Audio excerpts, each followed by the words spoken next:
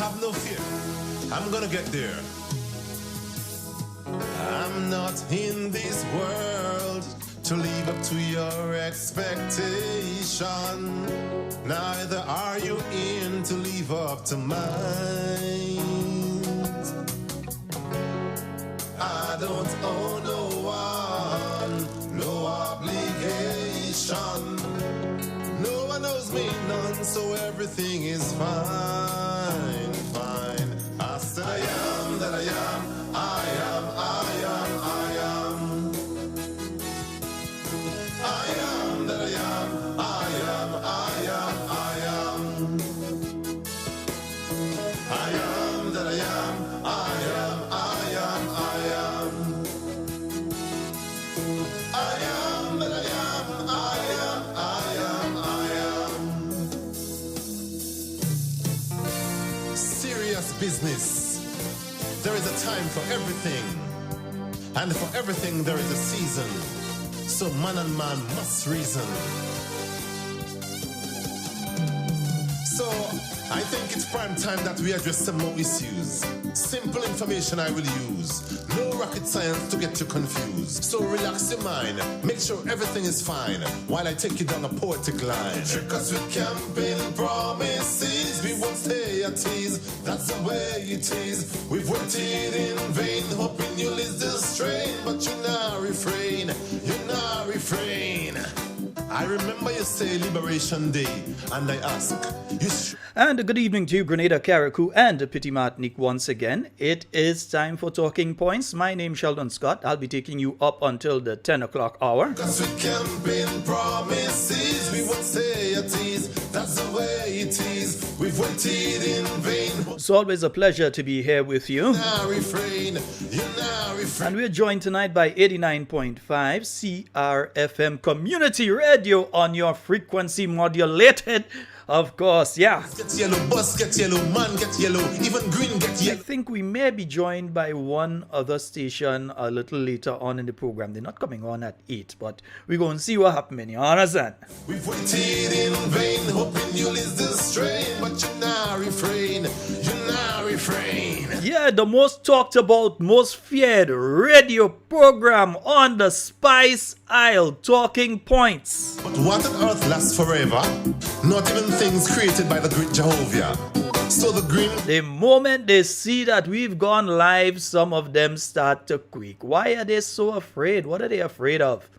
What are they really afraid of?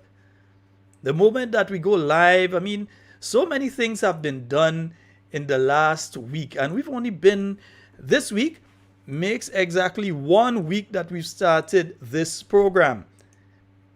And they've tried several times already to get rid of this program. Imagine, they've reported our page to Facebook on multiple occasions. They've reported our YouTube page to try and have our YouTube page shut down. They've tried to have our Facebook page shut down. Yeah? And on top of that, they've started with a lot of personal attacks on me. Now, if you so believe that the Grenadian people are in love with you, if you're so unafraid, and you believe that you are safe where you are, why are you so afraid of a little radio program that, in fact, last week it wasn't even on radio? Last week it wasn't even on radio, but you're so afraid of a radio program? One local radio program, you're afraid. You have to report multiple reports trying to get rid of the Talking Points Facebook page. Multiple attempts to try and get rid of the YouTube page, reporting them. Yeah? And then starting to spread all sorts of things on all forums, calling for who have to do this and who have to do it. Why are you so afraid?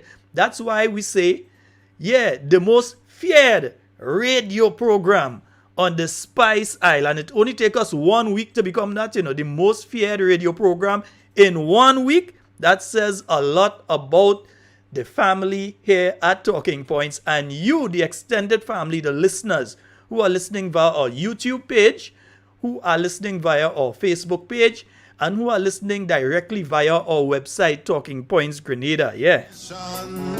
Neither are you in to live up to mine. don't Oh, and we've got quite a lot to speak about tonight, you know. obligation. Right now we're blowing smoke, the fire coming. Everything is fine, fine. I said I am that I am, I am, I am, I am. I am that I am, I am, I am, I am.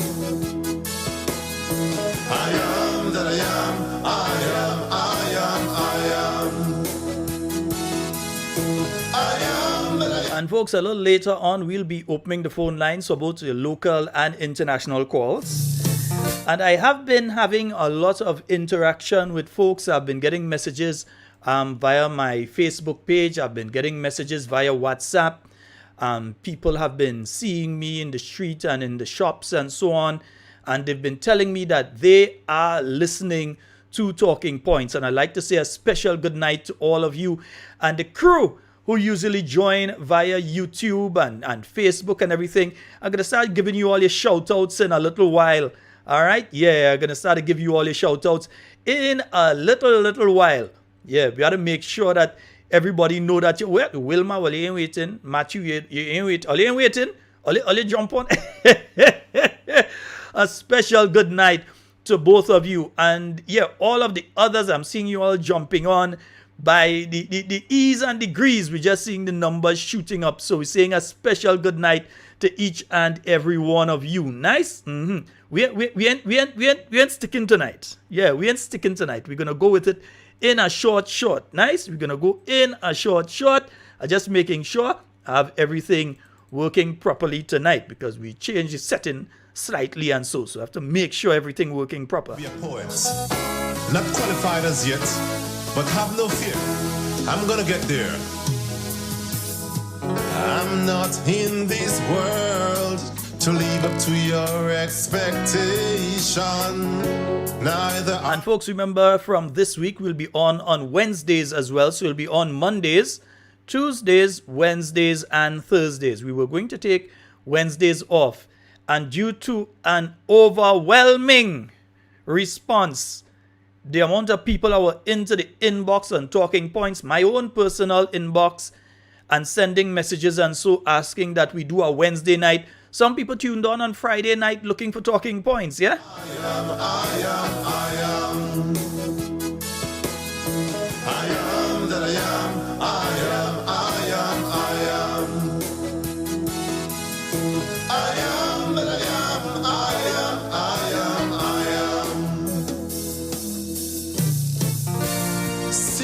Business. There is a time for everything, and for everything there is a season. So man and man must reason. So I think it's prime time that we address some more issues.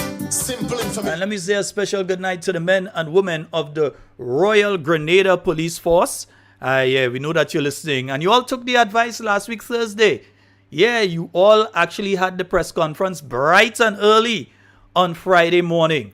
So we'd like to thank you all for taking the advice of Talking Points and ensuring that you spoke to the Grenadian people in relation to the issues. Unfortunately, some people didn't listen because we still had a fatal incident taking place on Friday night. But again, you still need to hear from your government. You've heard now from the Royal Grenada Police Force what it is that they're doing. They're rolling out their Yuletide thing. I found it strange though that you had a press conference but the acting commissioner of police was not there. I found that one to be strange, that you have such an important press conference at this point in time but your acting commissioner of police was not there.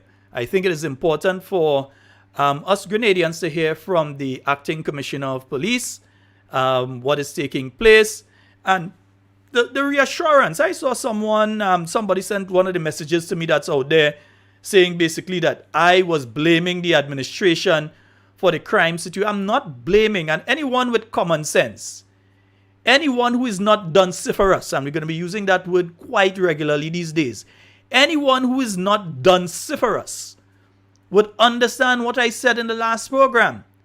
I said it is the responsibility of the government and the Royal Grenada Police Force to ensure that they placate the general public.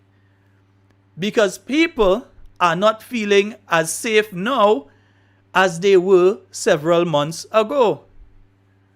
And it's a fact.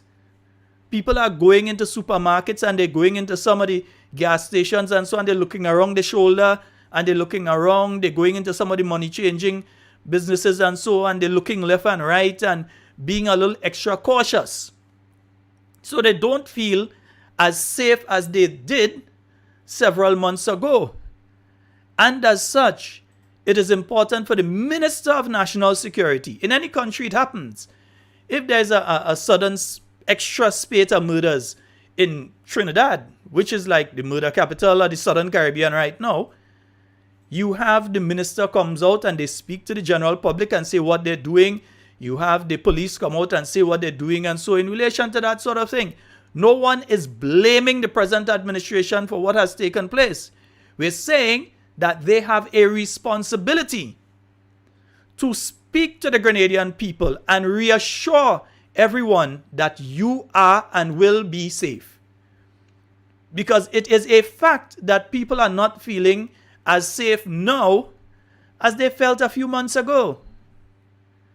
We've seen over the past couple of weeks what has been taking place with the crime situation.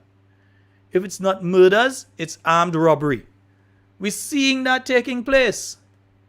So we can't see that taking place and your Minister of National Security says nothing to you.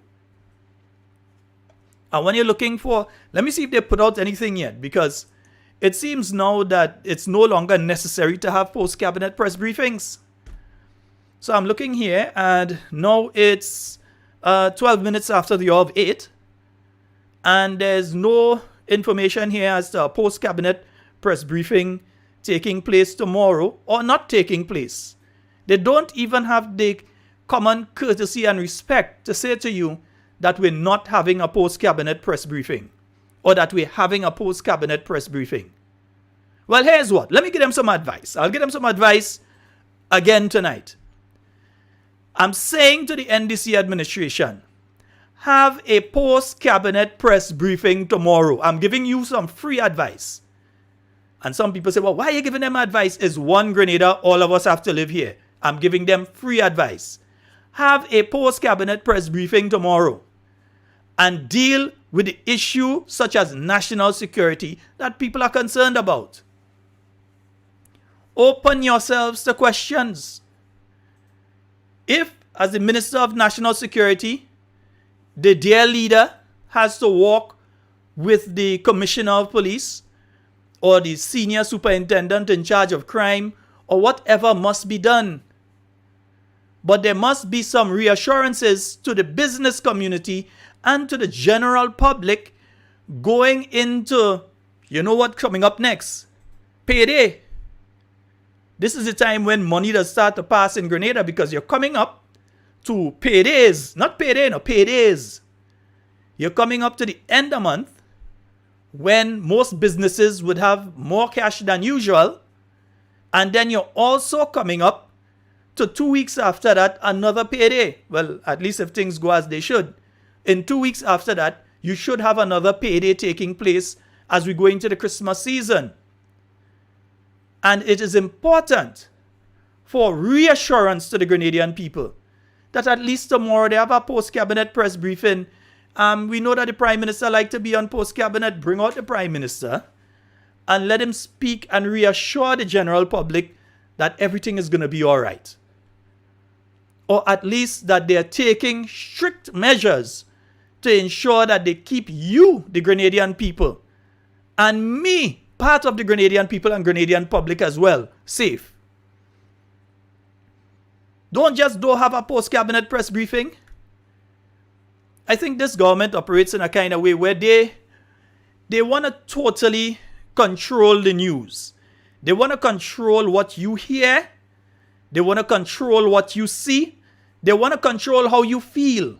They want to control what you are able to say. And the moment that you step out of that box, out of adoration for their dear leader, the moment you step out of that box, where you're no longer singing their song or they haven't heard you singing their song, or you're singing the praises of someone else, you, my friend, are a target for attack by the Mongoose Gang Cyber Squad and their calling squad. So bet your bottom dollar they're going to call a radio program if you call and you say something against their government. Bet your bottom dollar at least 10 to 20 of them trying to call because they want to shut you up. Now, the thing is, on this program, and we've done 3 programs, this is program number 4, and believe me, there'll be a couple hundred to 1,000 more. They ain't going to shut me up. God alone. They ain't going to shut me up. More to come. And believe me, it have a lot of information that I just think ain't ready to release it yet. But there's a lot of information that we have already that we will release. But we're just not ready to release it yet. Bit by bit, we'll give some. But the moment that you speak out, you end up being a target in this country. You hear it on the morning time. You hear it on radio programs when you call and you say something and they don't like what you say. You realize that immediately you're under attack. You realize that on your own Facebook page, on your own device, when you say something, they want to cuss you for what you say. Like, they have a right to speak, but you don't have a right to speak. Well, all of us have rights, according to the Constitution of Grenada. All of us have rights, and all of us should be allowed to speak. And again, it comes back to the idea, and it comes back to the issue of there being no proper leadership at the helm of government. It's like everybody allowed to just do what they want. In the political organization, you have people that run in helter-skelter just doing all sorts of craziness. And then when it comes to the government itself, you have a lot of people that just run in helter-skelter doing all sorts of craziness. And it seems as though no one is reining them in and saying, hey, you ought not to do this, you ought not to do that. Or that this is the way that you do that, or that is the way that you do that. No leadership.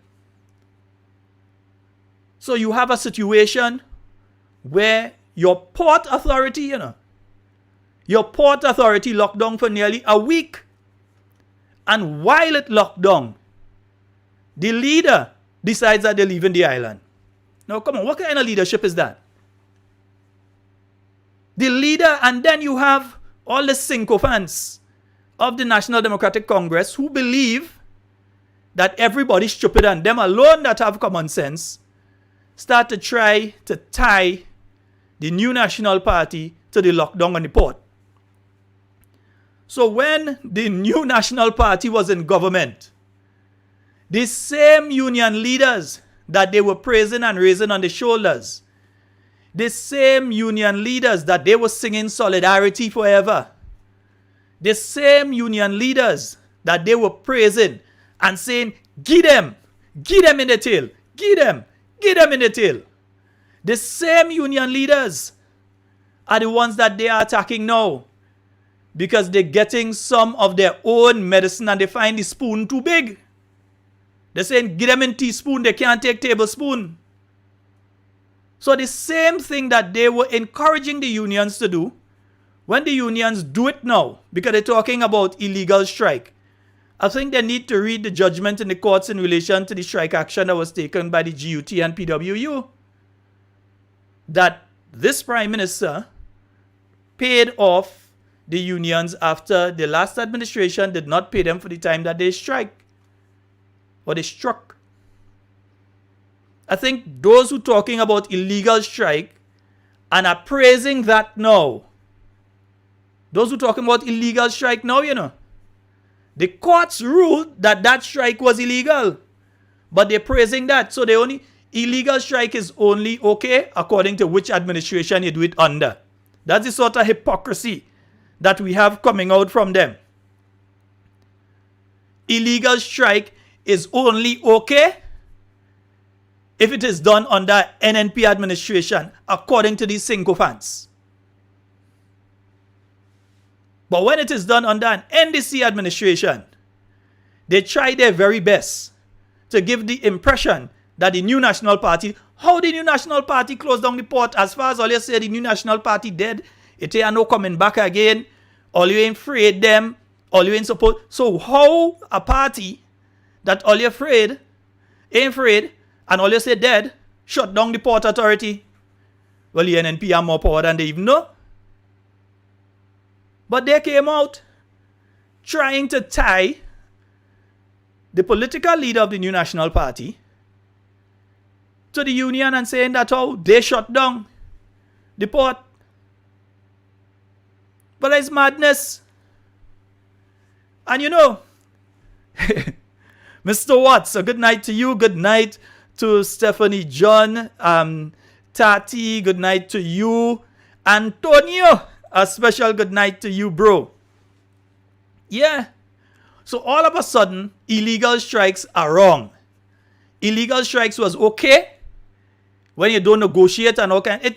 It brings me back to when Senator the Honorable Claudette Joseph was speaking recently, and she was asking the unions to come in and sit and talk with them in relation to the issue of pensions, because while the government was able to pay, and at that time they didn't pay yet, but she said that they would be paying the retroactive payments and gratuities and so on, while they would be paying that, and some 500 plus people have benefited from that, it would be difficult for the government now to continue paying a monthly pension to those 500 and something people. That's the impression she was giving.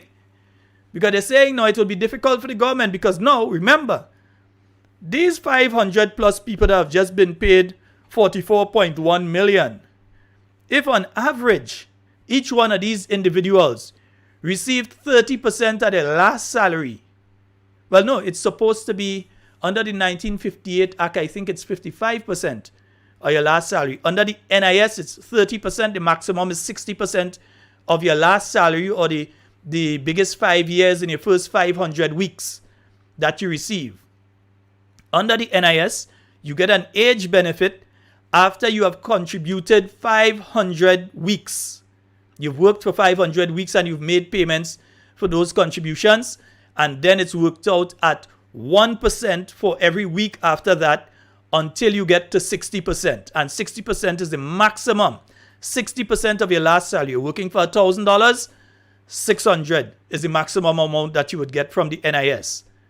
Because what you find happening now is that the 500 plus people, and no one should jealous them, nobody should be upset about it, but it's just speaking what the facts are. Those 500 plus people that received that $44.1 million now have to be paid a pension on a monthly basis in addition to the NIS pension. So the government of Grenada has to pay them, and the average payment would range roughly around $1,000. So you're speaking about $500,000 additional to the wage bill on a monthly basis, and that's just for those 500. You're not speaking yet about all of the people that are going to be added on over the next few months and years. So immediately, you have to find nearly $500,000 to add onto the wage bill on a monthly basis. An additional $500,000 every year. Every month, not every year, you know. Every month, you have to find that.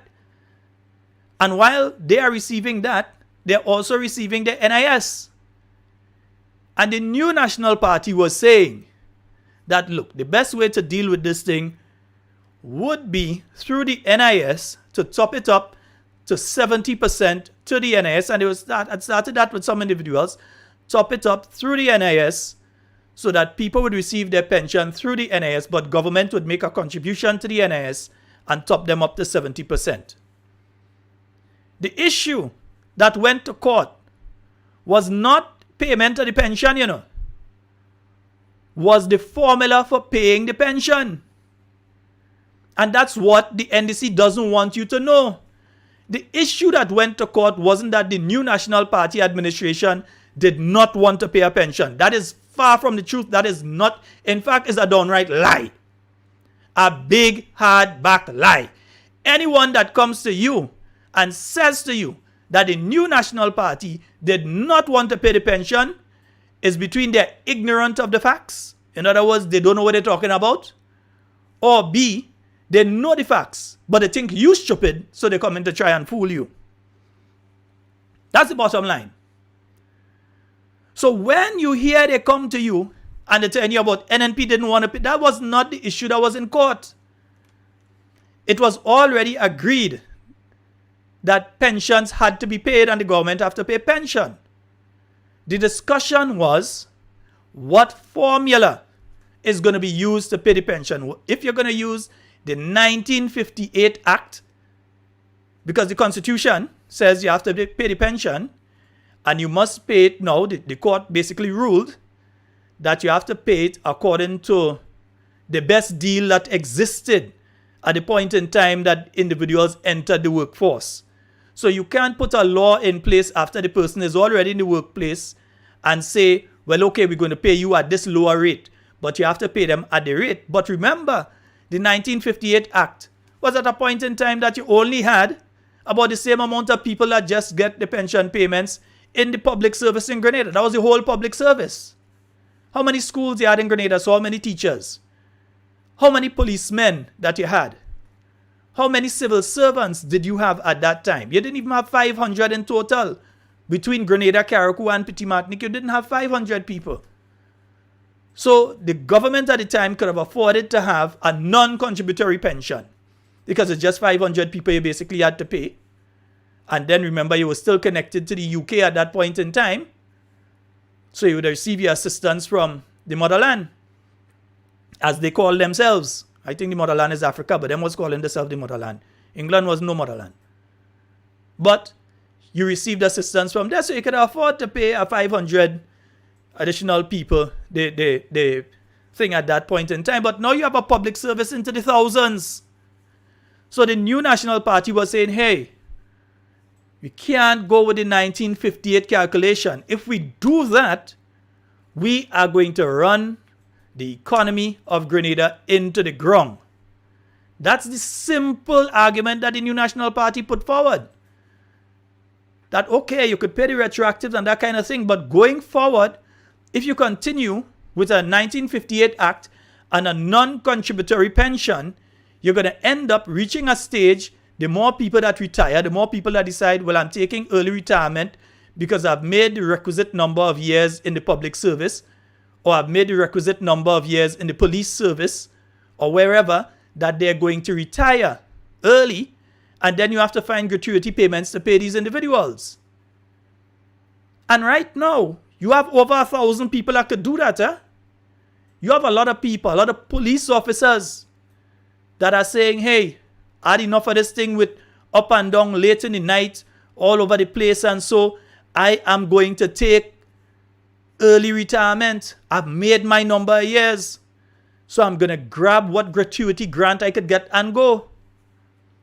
When I take the age of 60, if it's still 60, because remember, another discussion that the New National Party administration was having, and through the NIS, the actuarial report said that you need to increase the pensionable age in Grenada. And that's not just in Grenada. They're saying the same thing in Dominica. They're saying the same thing in St. Lucia. They're saying the same thing throughout the Caribbean. When you check the various itinerations of the NIS in those countries, they are saying that the pensionable age needs to be increased from 60, in some instances up to 65, and in one instance in one regional country up to 67.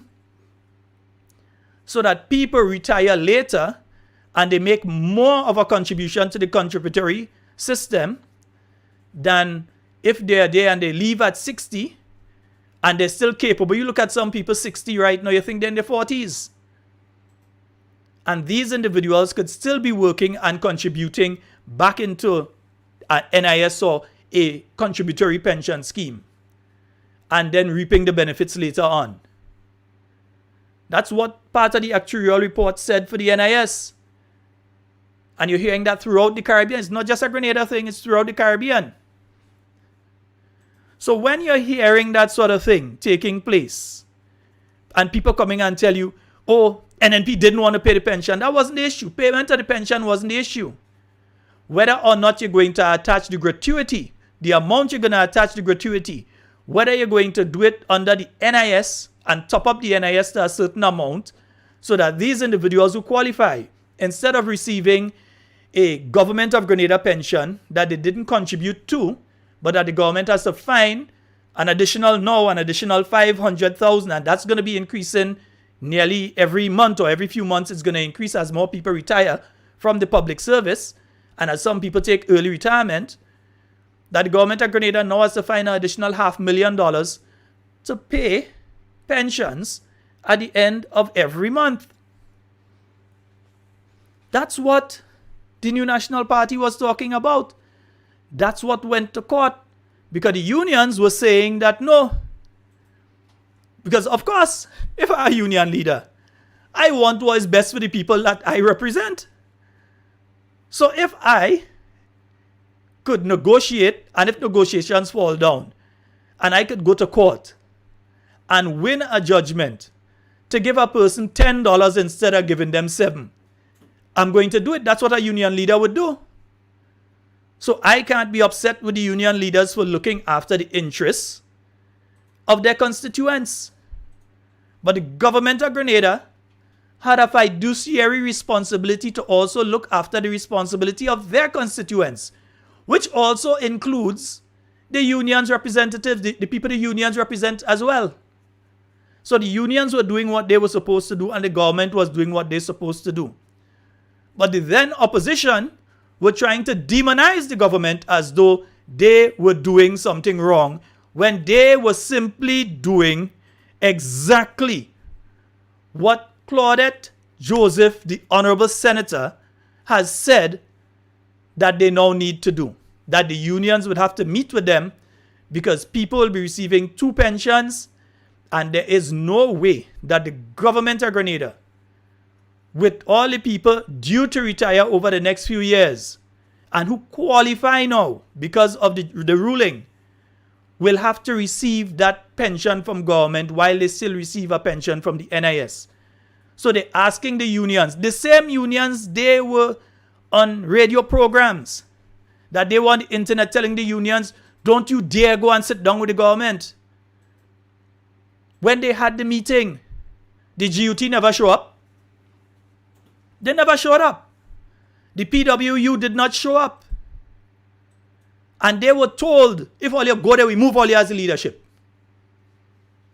Because you had agitators on behalf of the then opposition that were only looking to score cheap political points. But now that the sandals is on the other foot, not the shoe, the sandals is on the other foot, you hear they changing the mouth around now. The union's wicked. The union's wicked. That sort of thing, you hear them acting up and getting on with that sort of thing now. And you wonder why. But it is simply because the reality of the economic situation, because they came in there, and according to the Honorable Prime Minister, on an interview on the very same day, don't worry, I have all the audio, on the very same day that the new cabinet was sworn in, there was a television program on which the Prime Minister was saying that he meet the Treasury, it have money in there. Not the situation like the NNP came in 2013, and when you came in there, the country was broke. You had to scrape and scramble now to find the money to pay salaries within the space of a week or so. You had to scramble to find monies to put there to pay. And then you have all the international agencies that the New National Party had to go and find monies. New National Party government had to go and find monies and pay. You had that situation in Grenada. But this government did not come in and meet that situation. And due to that, they didn't have to go and take a loan to pay $44.1 million to the pensioners, because the money was already secured and there by the New National Party administration. So they didn't have to scramble, and they don't like to hear that. So let me say it again. Hey, Brother Watts, we go say it again. Kelvin, good night, brother. Let's say it again. They didn't have to scramble to find any money because due to the proper fiscal management of the new National Party, they had enough money to go and pay the teachers. They had enough money to take $2,000 a man and woman for each of them in the cabinet and add that to the monthly salary, the wage bill on a monthly basis. And they also had enough money to pay the pensions and gratuities retroactively. $44.1 million. They didn't find that money in the last 2 weeks or the last month or so. They didn't raise that money. The Prime Minister is on record saying that the money the day it was already there. So they didn't have to go and scramble. They didn't have to go and ask another country to give them a loan. They didn't have to go to the financial institutions in Grenada and say, well, okay, can you give us 15 million? We're going to give you some treasury bills or some bonds or whatever. Can you give us a 15 million? Can you give us a 20? Can you give us a 5? They didn't have to do that. They met the money there. The question is, under the present calculation, where the government of Grenada still has to continue paying the 6% out of the salaries into the NIS and now find the monies to pay the non-contributory pension out of 500 plus people, roughly $500,000 a month. How are they going to sustain that? And then, remember, there is the campaign promise of regularization of temporary workers. And they can't regularize you and leave your salary the same. If they regularize you, they have to increase the amount of money that you receive on a monthly basis, which is going to take, if you regularize all the people that are attached to the public service, you're talking $1 million or more additional on the wage bill on a monthly basis. No, I'm not talking about on a yearly basis here, you know. I'm not speaking every 3 months or every 4 months. I'm speaking about the monies that they have to find on a monthly basis. And you know, I'm talking about this. And there are people, and I want you all to be aware of them because I want you all to respond to them. I don't have the time to respond to them. I generally do not read the comments. My moderator, my administrator would send the necessary comments. So if they think that they're going onto the live and they're saying things and they're getting at me, you're not. Because while I might check the YouTube, the other one, the administrator would send whatever necessary messages over. All right? So, administrator, I need to know who are some, yes, girl, I need to know who are some of the people that I need to say goodnight to. Let me see if it's over here. Come on, what's the matter with this thing? Yeah, I want to see if the things are there. I'm not seeing it yet, but I know you're going to send it over. I want to list of people over on Facebook that I have to say a special goodnight to. Yeah? So understand, when they're talking about pension, and they don't like to hear what we're saying here. But here's the thing. They can attack me as an individual. They cannot attack a single word that I've said and say it's untrue. Attack me all you want. Water off a duck's back. Nothing new. I'm accustomed to that. Ain't doing me nothing. But it is important to understand what our country is facing. Because some people are dancing in La La Land, not understanding the economic impact of what has been mentioned. And when the former Prime Minister says that the economic impact is going to be significant on the revenues of the country, according to the judgment, and ask for the unions to come in and speak with him.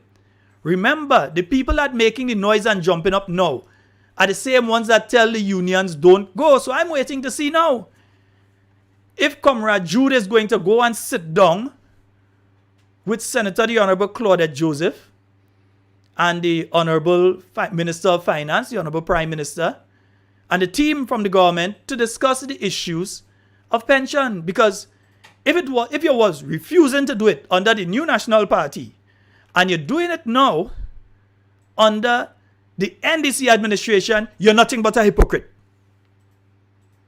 You're nothing but a hypocrite. Because your position has changed from right to wrong and wrong to right based on who is in power and not based on what is good or not good for your constituents. So I'm waiting to see if Brother Grimes and the PWU is going to meet with the government to discuss this issue of pensions. Because remember, it's me and you, and in the future, our children, and in the far future, their children, that would have to pay it. Especially if the government goes about regularizing all of the workers they're saying they're going to regularize. Now, you could regularize the nurses. No problem with that. I think all nurses should be regularized. And the New National Party was doing that.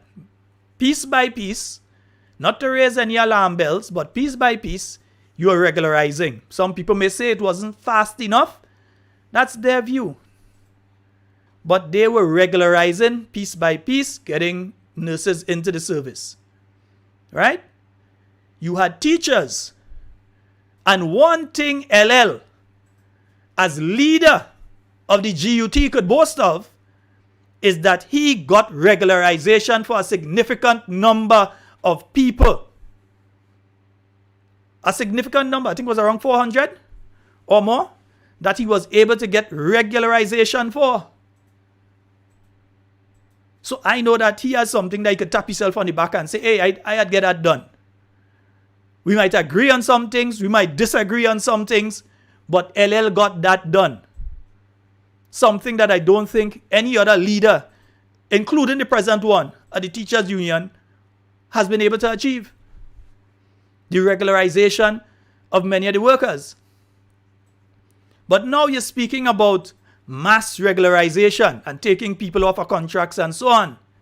Remember, when you do that, these people that you do that to right now, especially if you do it without the unions having that discussion and agreeing that the 1958 Act needs to be updated to the year 2023. Too late for 2022 now, but updated to the year 2023 or 2024. That if you do not speak with these people and get that act up to where it should be, you're going to be dooming the country in the future to bankruptcy. What are the sources of income? And before I get into that part of it, let me say a special good night to all of you on Facebook. Marilyn Ferguson, David John, Brenda Phillip, Burbis. Yeah, man. What's up, brother? Teresa Collymore, Everard Prescott, Martin Charles. Yeah, Gil Williams, Dr. Colette. How you doing? Damian Mark, Janet Mark, Keisha. Hey, Keisha. Yeah, you just give me some serious information there, Gil. Yeah, thank you so very much. Cynthia Bartholomew, Wallanda Quat, Kelvin Moses, Landon Jane, Donlin Roberts, saying a special good night to all of you who've joined us over on Facebook. Yeah, Amisha, good night. I know you're listening, Amisha. Good night to you. All right. Yeah. Well, I called out Antonio and all of you over on YouTube already. All right. So I'm saying a special good night to all of you. But understand the economic impact that pensions have on the Grenadian economy. That was all the NNP was saying. That, hey, people work for it, they deserve it. But we have to ensure that while they deserve it and you pay them, that you don't find yourself in a situation down the road, 12 months down the road, 24 months down the road, 5 years down the road, that you're struggling to pay. And that is why the only associations that came in and met with Dr. Mitchell and the committee in relation to this pension issues was the Prison Workers Association and the RGPF. I think there was a third union that came in that represented some government workers that came in. It's slipping me right now. But it was not a situation that the major unions like the GUT and the PWU and TAU came in and sat with the government and said, well, yeah, we realize that this thing really is untenable as it is. Let's have a discussion. And don't try to give the impression that you're going to raise that money through the CBI. Because I know what they did. They put the entire session on CBI on a Friday evening so that you busy, who Lyman Wall Street, who in Grenville Lyman by the car park, who in the village by the shop knocking some dominoes with the boys, who gone to see Wakanda down in the movie theater, and who just go in and visit friends and family and hang out. So they put it on a Friday when you not paying attention. Then they pass out some notes, and I want them to say that I am lying. I would like, they could say many things about me. They can't say I'm lying. I want them to say I'm lying when I say that they typed out questions and handed to people in the audience to come and read in an attempt to try and embarrass the former administration. While at the same time, the whole session was high in praise of Grenada's Citizenship by Investment program, that our program has been ranked as one of the highest ranked in and that's not based on what took place between June and now. That's assessment that was made of the program over the past couple of years. That we have one of the most sought after CBI programs. Dexter Charles, hey, good night, brother. Rosalind Maturin, good night to you as well. Lizda Sony, good night to you. Yeah, Scoops, hey, brother, what's up? Long time no see, man. Yeah. So they don't want you to hear this information, you know. Because I try to understand something. And let me tell you how these people, they're most dunciferous. I said we're going to using that word a lot tonight. They ain't just dunce, they're dunciferous. They've turned it into an entire art form. If you believe that this program is a millstone around the neck of the new National Party, that by me being on the program is damaging the party, and you don't support the party, what you should want is me to stay. You shouldn't want me to go. But if you realize that when you're doing your local program, nobody listening, that your numbers gone to near zero, if you realize that the issues are being clarified and the talking points are being given here on Talking Points, and you want to get rid of it, it means you're not afraid of the individual as much as you're afraid of the program itself, which is why they tried to get rid of it. That's why they've tried to get rid of it. And I want all of you who are on YouTube right now, yeah, Antonio, Natalia, Kelvin, Liz Day, Dexter, Rosalind, all of you that are on YouTube, to remember to share it. Share it on Instagram. Share it on Twitter. Share the program, even if you have to find a way to share it on TikTok. You can't share it on TikTok easy. But you have to find a way to share it on TikTok. Wherever you can share it, share the program. So that the information goes out to who needs to hear it. Because some of them like to live in willful, blissful ignorance. The issue of pension is an issue that was addressed by the New National Party.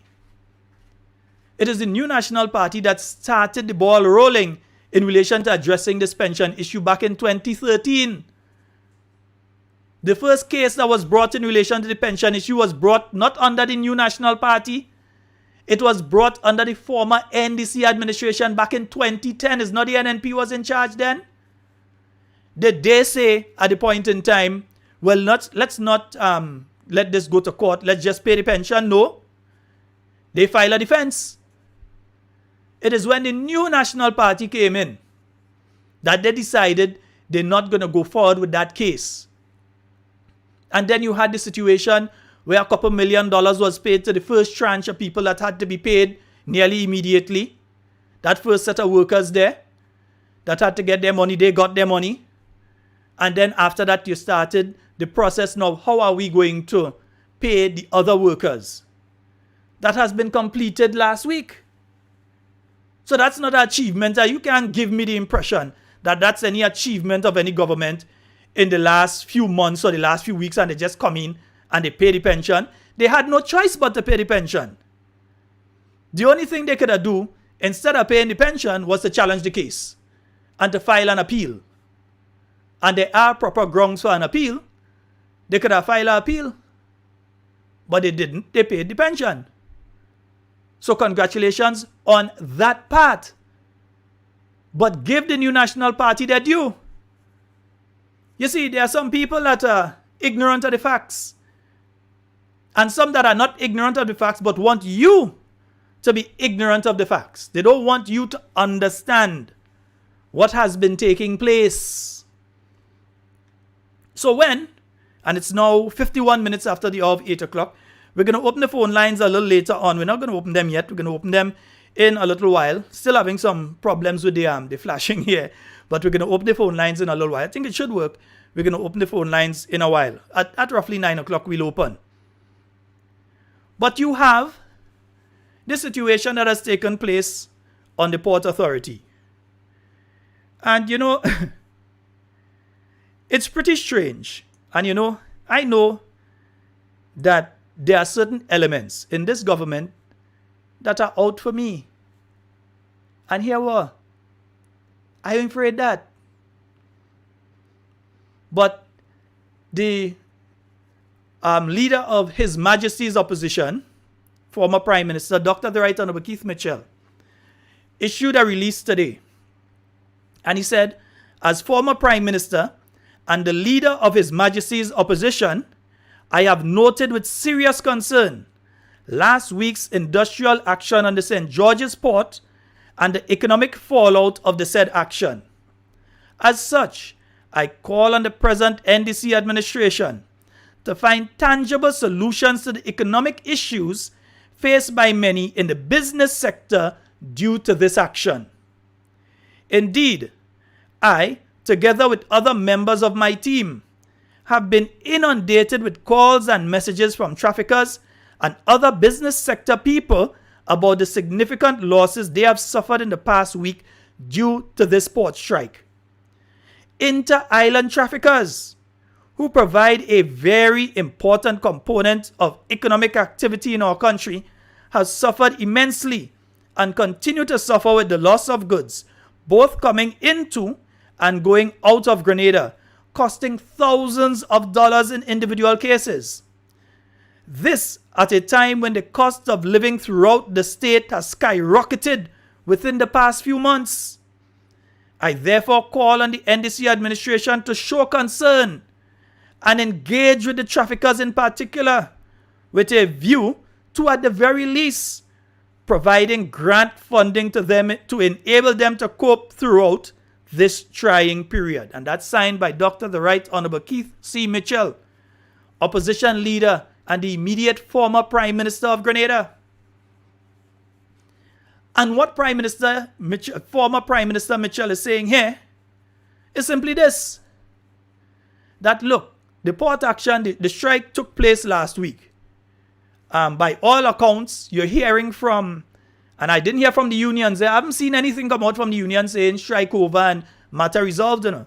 I see something come out from the government, basically telling the union them they're wrong to strike. Yeah, all of a sudden, Senator Joseph and them know why is illegal strike. So all of a sudden, they okay with that thing. They're not okay with that kind of action taking place without negotiation, and they just go to strike. When teachers do it and others do it is okay under NNP. But if the same people were to do it under the NDC, is a problem, right? So what Dr. Mitchell is simply saying here, because I already see people start to put up, oh, now he know to talk and this kind of thing, and how he had anything to do with it? You all better check in your cabinet and see who had the trucks parked up on the port and receive the exit passes. That is where you all need to check.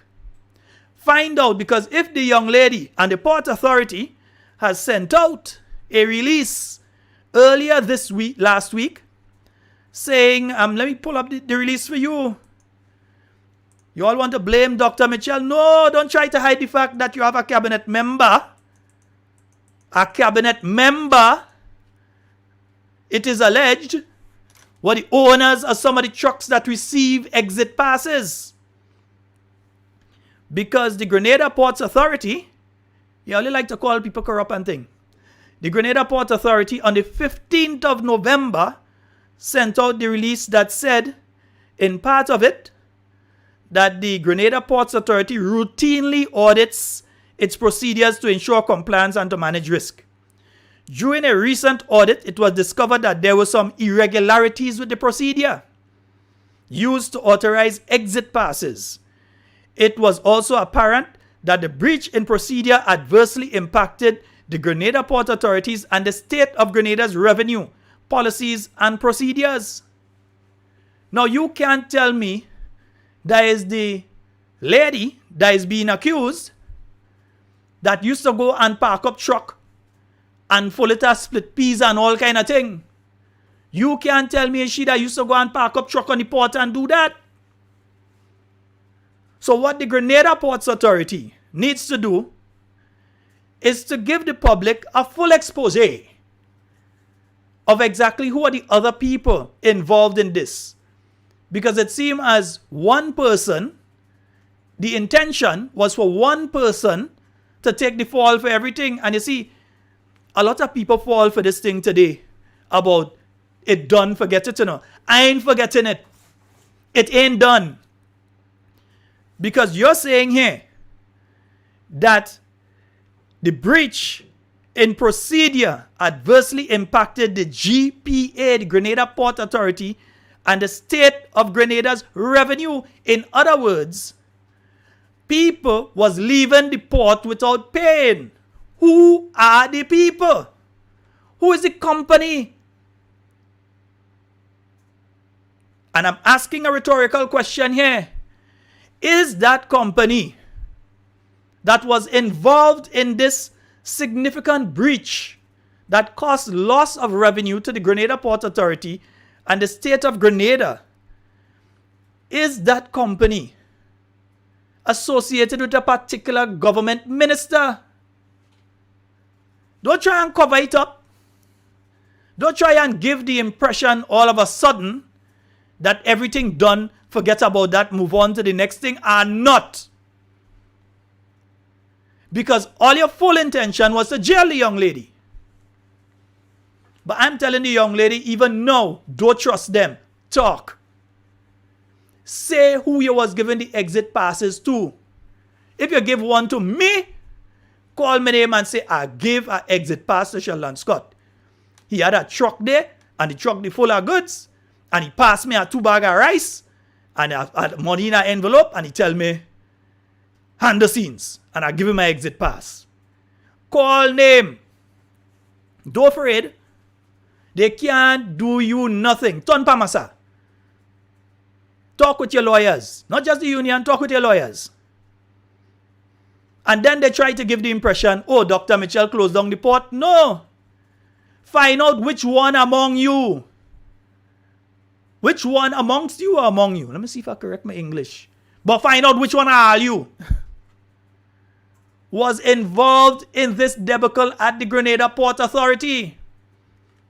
And if you feel I go let it go, or you lie, who were receiving the passes? And were any other individuals involved in the entire thing? Because I fail to believe that one person could pull off something like that. It had to have other people at other level involved. So don't just try to quiet it down now. What is the final outcome? So you send out a release. I mean, this is the release from the Grenada Port Authority on the 15th of November. And again, let me read that section for you again. It says the Grenada Port Authority routinely audits its procedures to ensure compliance and to manage risk. Because you know they have the Escuda system. So they could check and see what come in, what go out and thing. Down to the last halfpenny. During a recent routine audit, it was discovered that there were some irregularities with the procedure used to authorize exit passes. It didn't say an exit pass. It didn't say one. Exit passes. So it means there were multiple instances. I am hearing, I don't know if it is true. And then, let me see if they send out something now saying they are post-cabinet. Let's just check and see if they have in post-cabinet. Still nothing about post-cabinet. Maybe they don't have it. It is now 9 o'clock on the Spice Isle of Grenada. And there is nothing there about them having or not having post-cabinet. Because I'm sure that some of you out there in the media would like to ask those questions. Who are the other people? And has this matter been referred? Because I hear that they want to refer certain people to the DPP and the FIU. So I want to know if this matter has been referred to the DPP and the FIU. And if all you feel, all you go in and lock up the young lady, as was the intention, to first fire her and then lock her up. Young woman, talk. Don't take it that as no sheep. Come out and talk. And careful where you eat and drink. I'll tell you that too. Yeah, that dread. Careful where you eat and drink. Don't play with them. Make sure you lawyer up. Make sure you do a video recording, because due to the Electronic Crimes Act, we have put in place that you can have video evidence can be submitted, and electronic evidence can be submitted. So make sure you do your video and your name. If anybody was paying you to do certain thing, call the name. Whether it was in cash or kind. Call name. Don't take it that as no sheep. Because when they spoil your name there, you can't get another job in the state of Grenada. And even if you travel, your name out of Grenada is going to follow you out there. So don't take it that as no sheep. Because the government has come out and they have said now that the matter is over. They have not come out to you, the Grenadian people, and say that they get back the money that was lost on the port. Have they come back to you and said that? They just said, and let me read here. I'm going to read it in its entirety.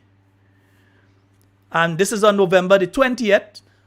They've said, the Grenada Ports Authority and the Grenada Technical and Allied Workers Union have reached settlement of the dispute that resulted in workers at Port St. George taking industrial strike action over the past week. The parties arrived at a negotiated settlement facilitated by Minister for Legal Affairs, Labour and Consumer Affairs, and Attorney General Senator the Honorable Claudette Joseph and Labour Commissioner Mrs. Valerie Thomas. The highly anticipated resolution should see all workers immediately return to work and the speedy restoration of services at the port. Labour Minister Joseph expressed gratitude to the parties for their cooperation and earnest effort in working towards an amicable resolution of the matter. The minister noted, however, that it was unfortunate the dispute escalated to the most extreme form of industrial action as a first response. Minister, maybe you never hear about teachers and PWU about a year or two ago. Yeah, probably didn't hear about that one. Anyway, and before the dispute resolution mechanism contained in the collective bargaining agreement between the parties was triggered. And she went further to say premature. An extreme industrial action does not promote good industrial relations. You know that now, Minister? That is good. It negatively affects the prospect of amicable settlement of the dispute and creates unnecessary financial hardship on ordinary people, Minister Joseph said. Government thanks the public, especially those directly impacted by the events, for your patience and understanding. Does it say there that the lady get back she work, or that she lose she work and the union just give up? It didn't say it, didn't it? Did it say there that government is continuing a investigation to find out and to bring to justice the people who it is alleged out there fleeced the government of close to $1 million by taking goods off of the port? They like to call other people name, but we want to know. So you can't just say, after the Port Authority come out and say what they said, you can't just issue this piece of gubar as a press release. And those of you, again, who speak Hindi know what I'm talking about. We have to be careful, you know, and sometimes we're on a radio station and you have to be careful what you say, right? Nice, right? This piece of gubar as a press release, that basically says just that the matter closed. So in other words, cover up in action. What are you covering up and who you're covering up for? Who are the parties that had trucks coming off the Port Authority in the dark of night? Who was it? Or who are they? Because if the Port Authority were to come out and say that this was taking place, as they have said was taking place, I think it is time that the government put themselves on the post-cabinet press briefing and explain what the procedure is that's taking place now. Explain to the Grenadian people that measures have been put in place so that such cannot occur again.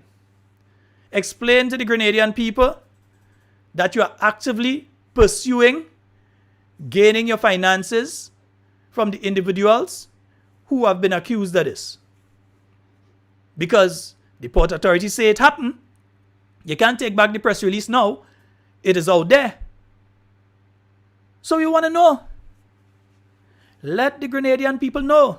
But no, they don't want that discussion. So they come and they put out this. And then they have all the people around saying, the matter closed, forget that done. No, the matter ain't closed, the matter ain't done. The matter now start. It has just started. Because there are some allegations going on out there. And we know you all like allegations. We know you all love that. There are allegations going out there. There are allegations. I've heard allegations about government ministers who are applying to the GDB for multi-million-dollar loans. Meanwhile, poor people, children, can't get money to go and study in university through the GDB because the GDB always having money problems. That's why I'm hearing right now that poor people, children, can't get money out of the GDB, but government minister whose salary is over $9,000 because they added $2,000 onto the salary, whose salary is $9,000 a month, applying to the GDB for millions of dollars. I mean, if it's not true, say it's not true. If they didn't apply, say they didn't apply. If certain people didn't call them and say to consider, say that is the situation. Say that is the situation. But instead of focusing on these issues, you want to attack the man who's talking about it. Folks, the phone line are open. 440-7377. And for those of you in the diaspora, 347-329-3101. Those are the numbers. It's just after the hour of 9 o'clock. It's 8 minutes after the hour of 9. Here we have less than an hour remaining on today's program.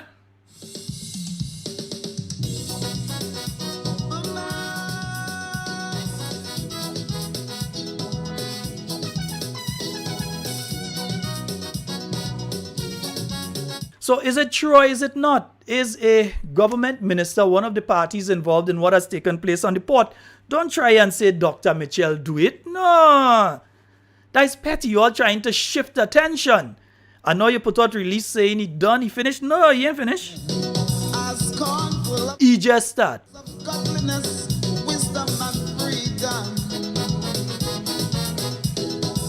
Young lady, I'm telling you, talk. Don't take your debt as no sheep. Don't let no, they ain't putting you under a bus, you know. They put you under a train. Don't take your debt as no sheep. All right.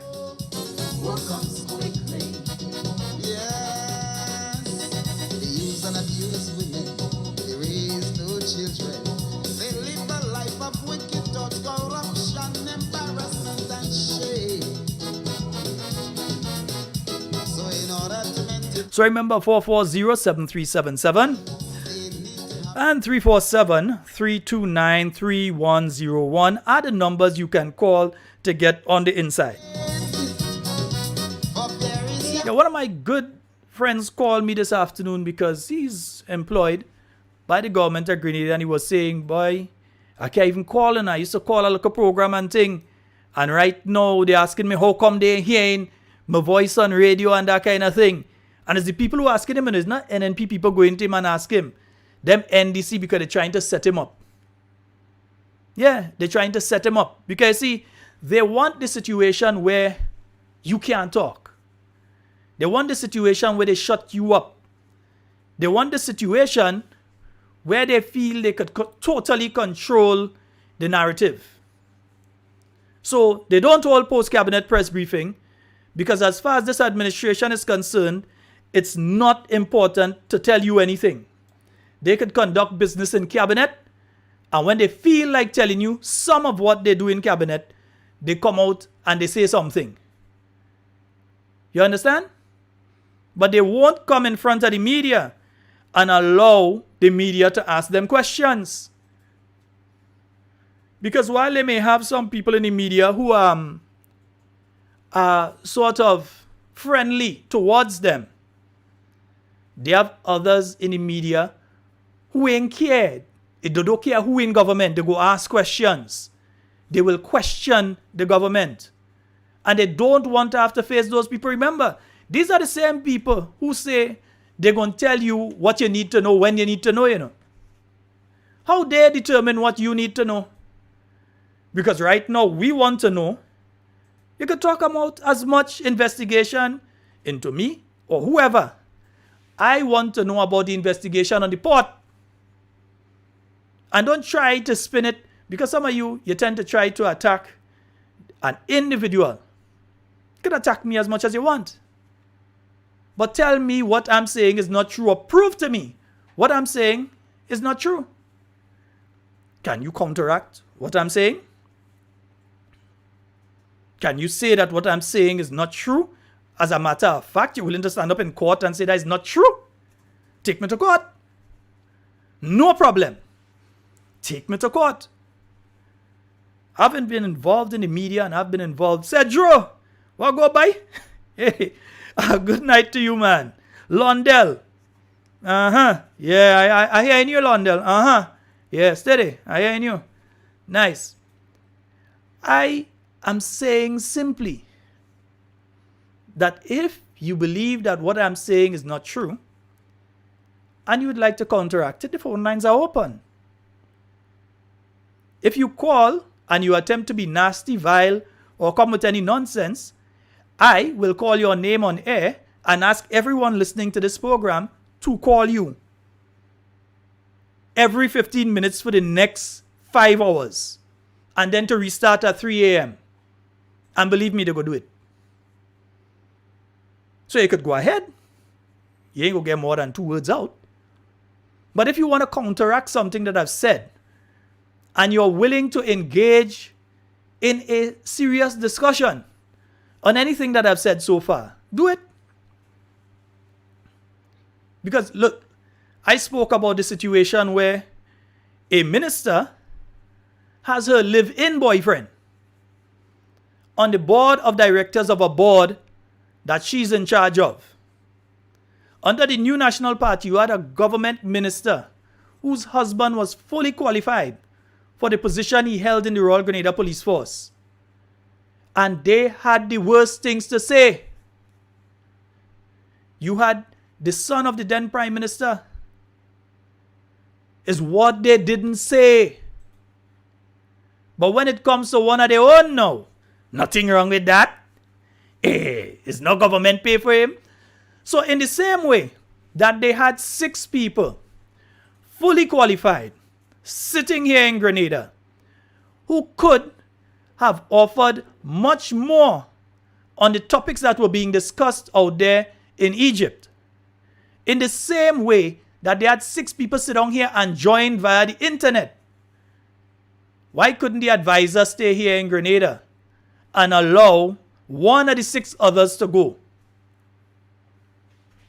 You're telling me all the other people on the Grenada Solid Waste Management Authority Board of Directors are so incompetent that the only competent person you could find is the, I think, quote-unquote spouse, you just call him spouse when there's boyfriend thing, spouse of the minister who just happens to be on the board as well? So you're telling me that the 1,000 plus or 2,000 or how much ever people that applied from both inside and outer Grenada to be on state boards, that instead of giving those people the opportunity, they found it necessary instead to basically look inside the house? That's what they did? No, because I'm saying this because these are the people that said this kind of thing was wrong. And then they come with the personal. You could attack me personally. I don't mind. I water off a duck's back. You could see me in tongue and cuss me. I go smile and I go tell you bless you. You could see me and set up your face. That's your face? I don't mind. You could want to mash up the radio, mash up the computer, mash up the phone right now. You feel it's me had to pay to fix it? It have a on button, it have a off button if you don't like what I'm saying. Feel very free to use either button. You could put it on or you could put it off. Me, I know your constitutional rights. I don't have a problem with that. But still, tell the minister she wrong. And she ain't just wrong, she damn wrong. But you see, you also into this cult. Because that's what it is now, you know. It's gotten to the stage of cultism. That you can't say nothing about the leader, you know. It's like if back in the days, for those of you that are old enough to remember Jim Jones. Yeah, those of you that are old enough to remember Jim Jones. You couldn't tell a member of the People's Temple anything wrong with Jim Jones. They're telling you that is God on earth for them. To the point when he tell all of them, come and kill yourself. They do it. Nearly 1,000. That is the kind of attitude some of these people are taking right now. They wouldn't come and tell them, you're wrong. And if you don't nip it in the bud early, you're going to end up with worse than that down the road. I'm telling you, under a Keith Mitchell administration, first thing, if you have to travel, you're not going as a minister unless it is absolutely necessary for you to go. If they request that they want somebody at the ministerial level, then you might be allowed to go. Secondly, the state of Grenada ain't paying. If you're going to something from the UN better be paying. If you're going to some conference or some international body, they better be paying for you to go. And they better be paying everything for you. Other than that, you're not going to go unless it is a situation where you're going and you're going to be bringing back resources for the state of Grenada. If it was a situation that you're leaving Grenada, you're going to a conference, and when you go there, you're able to come back and say, well, we've secured $10 million for this project, or we've secured $20 million for this project. Right now, the person in charge of climate change, former Senator, the Honorable Simon Steele, you see, I still call him Senator Simon Steele. He was the leader of government's business in the House under the New National Party. So when you send up a team up there, you're sending them up to the right person because he knows more about the ministry than the minister that you send. And even the advisors that you send. And you think because government change, he's going to say, well, I'm not helping Grenada and I ain't giving Grenada this, so send a proper team. It's not a joyride to say that I'm going to take my boyfriend or take my girlfriend and go. Send a proper team. You have tens of millions of dollars available under climate change. You have a Grenadian in charge of it, and that's the kind of nonsense you're doing. Tens of millions of dollars. You have money that was already secured under climate change when Senator Steele was the minister that have to be utilized within a space of time. Other than that, Grenada is going to lose it. And that includes things like the rehabilitation of parts of St. George, the town of St. George, and other areas under climate change. Millions secured by the New National Party administration when he was the minister. And it says the quality of people that the NNP gets around them. That the United Nations, decide before the dust from election could even settle proper. They grab Simon Steele. They didn't just take him, they grab him. And they put him in charge of climate change. You understand, Errol? Good night to you, bro. And Andrews. Yeah, they're trying to fry the woman at hot. Yes, indeed. Yeah. So I'm saying that you have the opportunity, and you had the opportunity to secure significant amounts of money for Grenada. And all you had to do is make sure that you send a proper team. That's all you had to do. Mr. Leon Charles, yeah, man. A man know what you're about. Send Dr. Linus Spencer Thomas. That is an excellent person to send. No matter which government, this man is an asset to Grenada.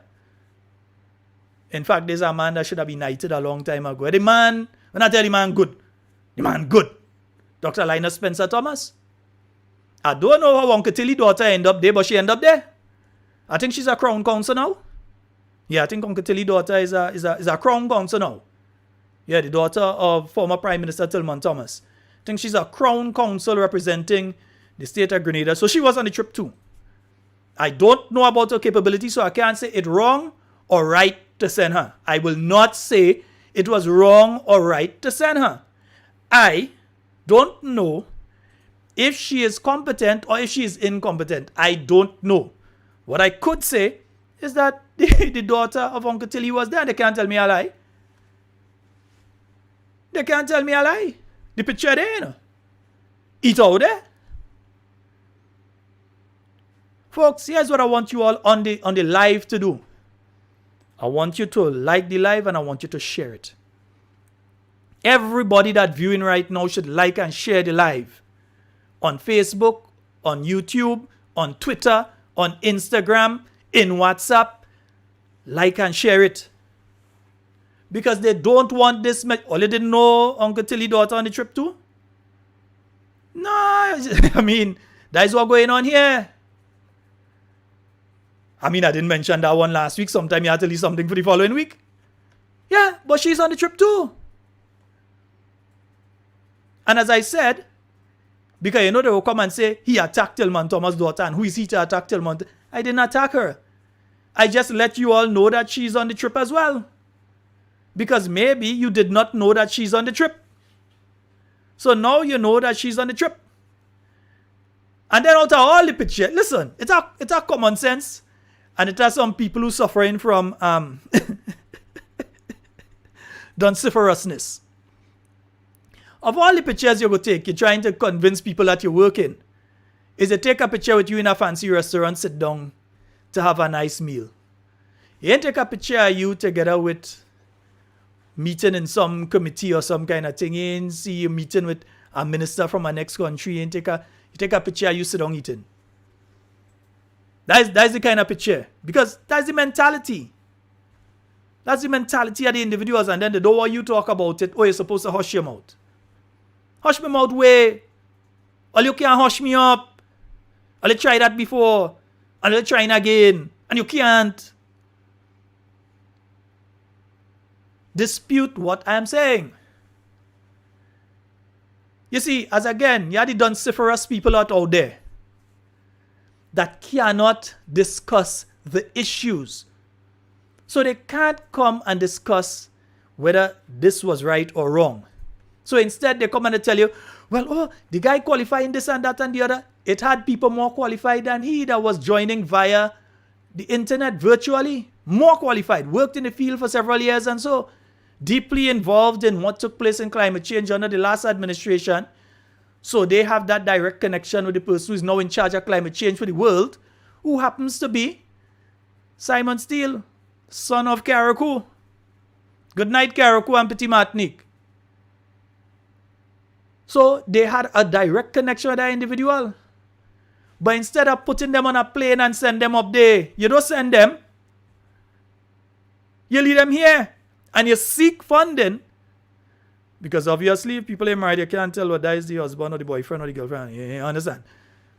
You seek funding for somebody who, by all intents and purposes, may be fully qualified, but who on a moral level and who on an optic level was the wrong person to send.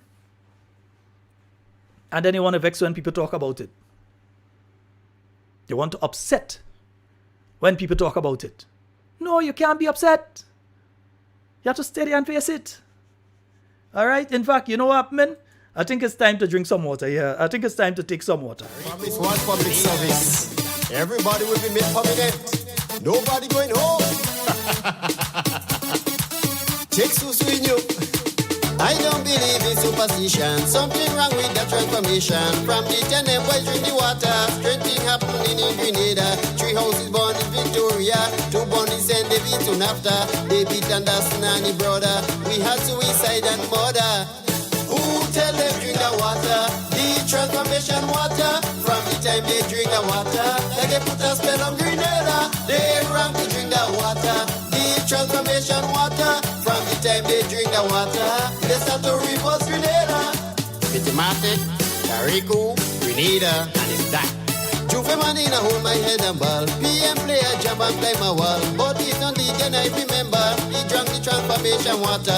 And when I listen to the AG, if they do wicked, well they crazy. If you don't support the agenda, they treat you like fish out of water. Who tell them drink the water?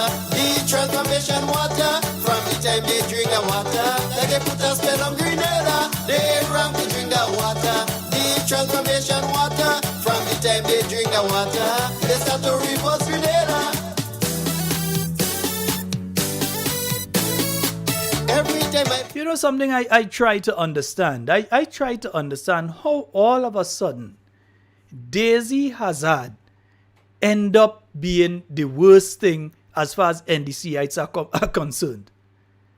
I remember when they're having PW elections that there was a violent attack, verbally, not as physically, but on Brian Grimes because it was calling him an NNP operative.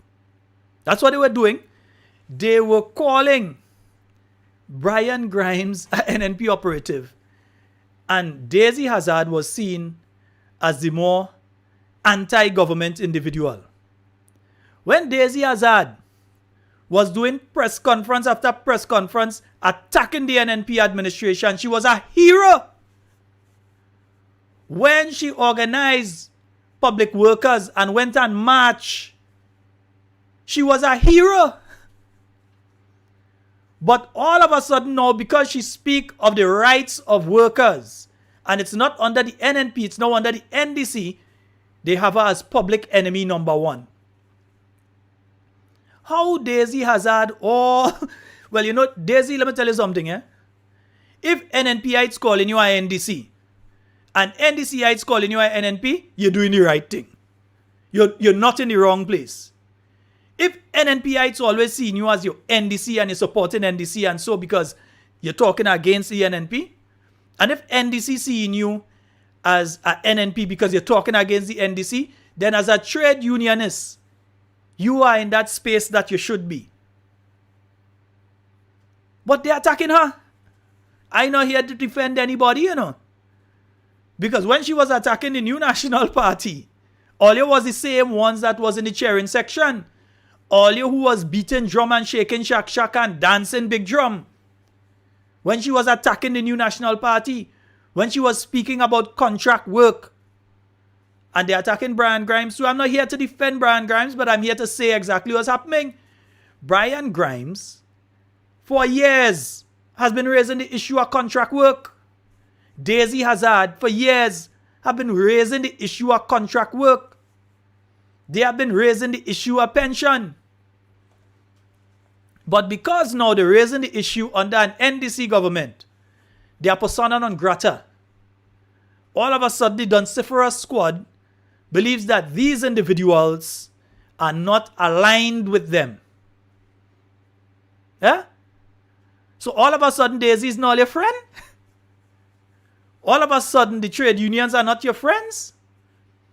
When you all were calling on them and asking people to join the demonstration, when you all were encouraging people, and in one instance, one of the activists was organizing bus to go and join the demonstration by the unions, when they were arguing for the percentage and other issues, they were telling them, get bus.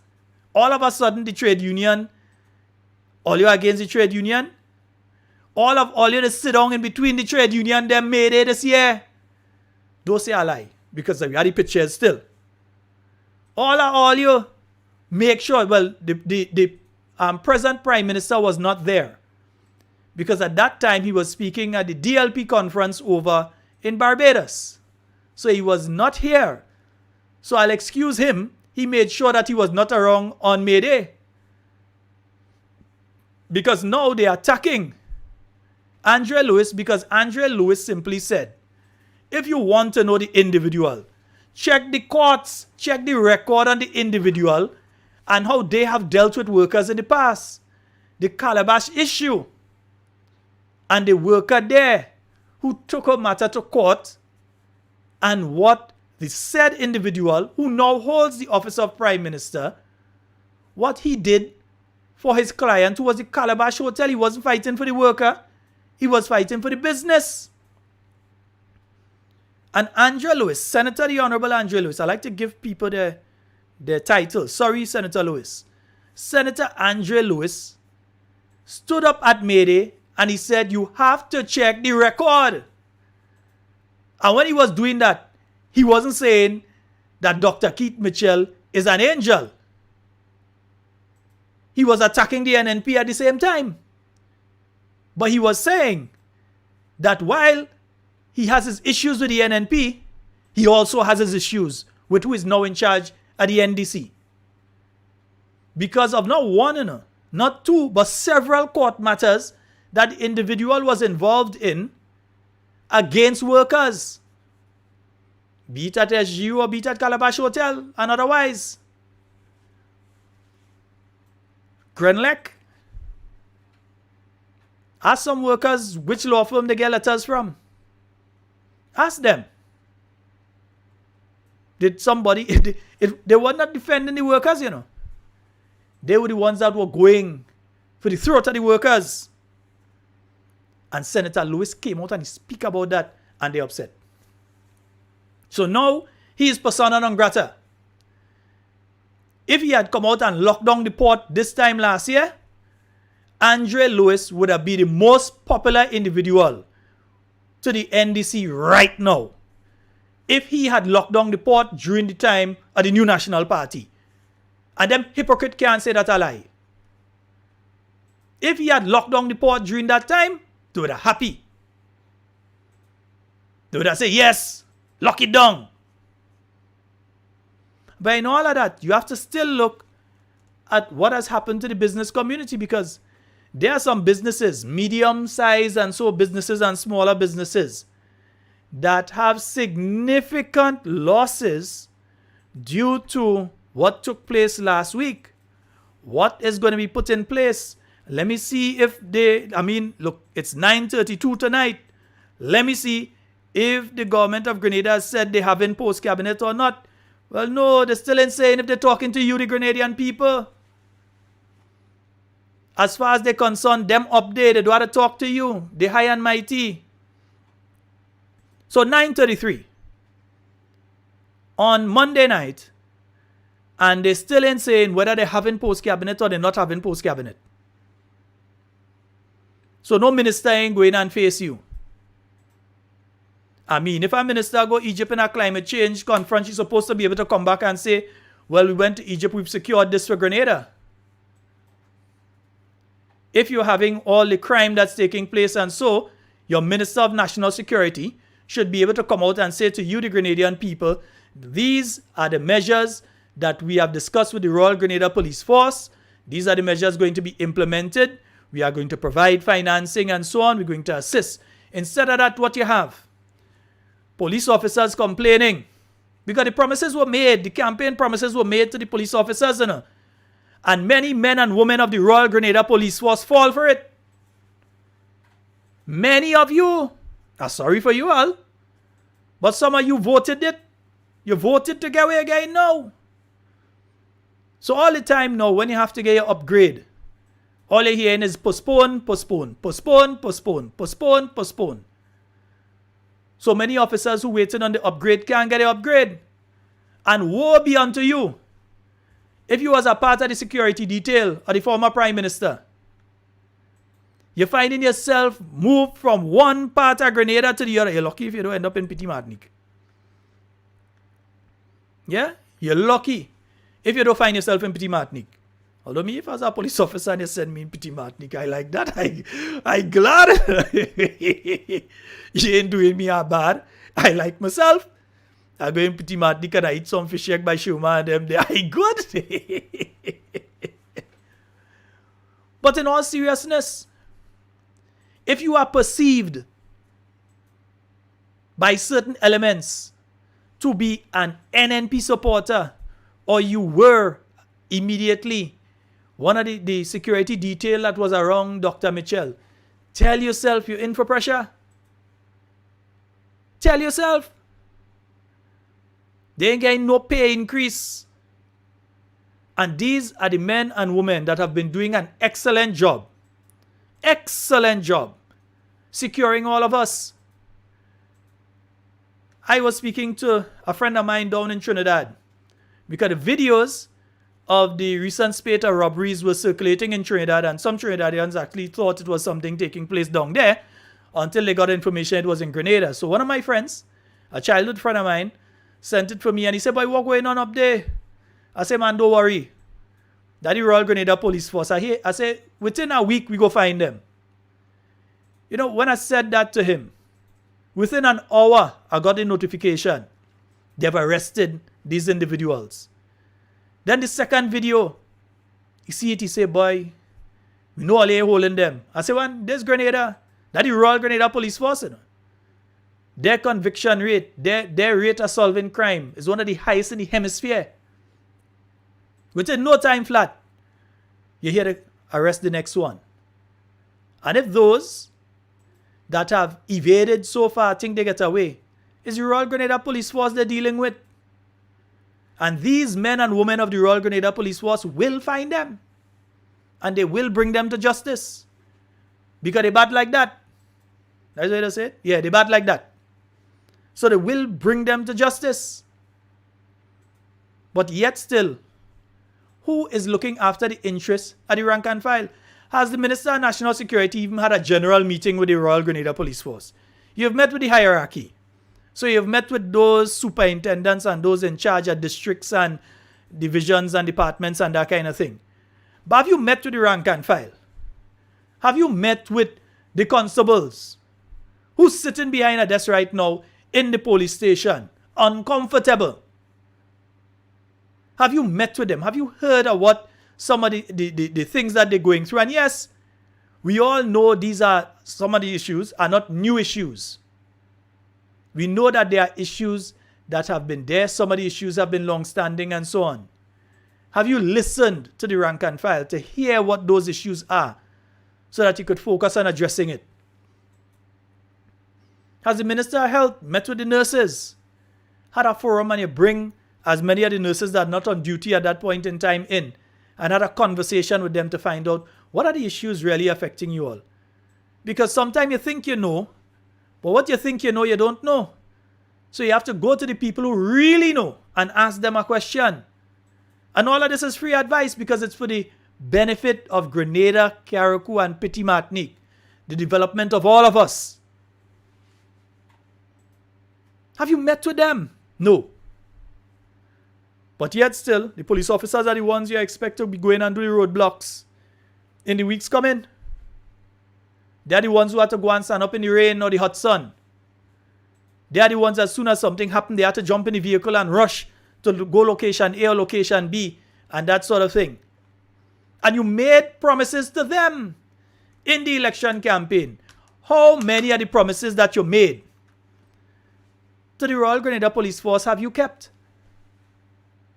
And there are some that could be done in the short term. But no direction, no directive. Keep putting off. Every time they have to get upgraded. And then you have senior people telling some of the junior ones, well, it used to be with Dr. Mitchell. All you ain't getting no upgrade. All you ain't getting upgraded. Wherever rank all is staying right there. That's the kind of thing that's taking place. And you expect people to go out there and do their job to the best of their ability. When people doing that, yeah, that's the kind of thing that's taking place.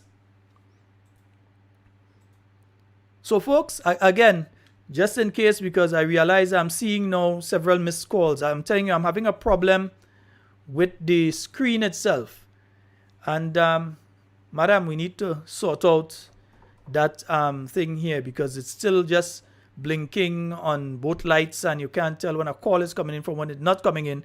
Then you're seeing the missed call. So that has to be sorted out. So we'll sort that out. But just in case, because that means I have to keep my eye on it for the entire time, which is kind of difficult when you're reading information and you're following different things here. So definitely we'll have to sort that issue out. But just in case, 440-7377, because I know some of you want to call. And today, one individual asked me if we can have the WhatsApp line sorted out. So we were waiting on one piece of equipment. It has arrived. We are going to connect the WhatsApp line so that you all will be able to make the WhatsApp calls.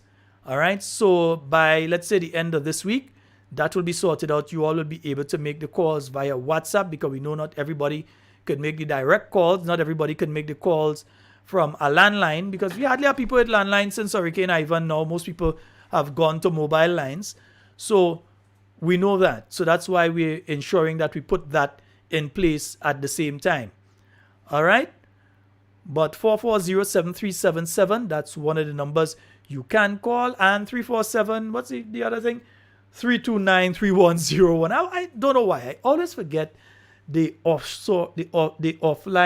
the international number. Always forget that one. Yeah, even my music raining. It's been a rainy day today.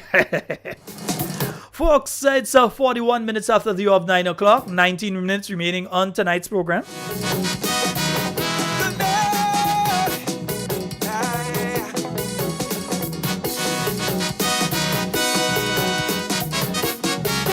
I want one of them to step into the forum and come and tell me what talking is nonsense, and then don't just say, hey, you're talking nonsense, and hang up. Nah, we'll take that personal and I will expose your number.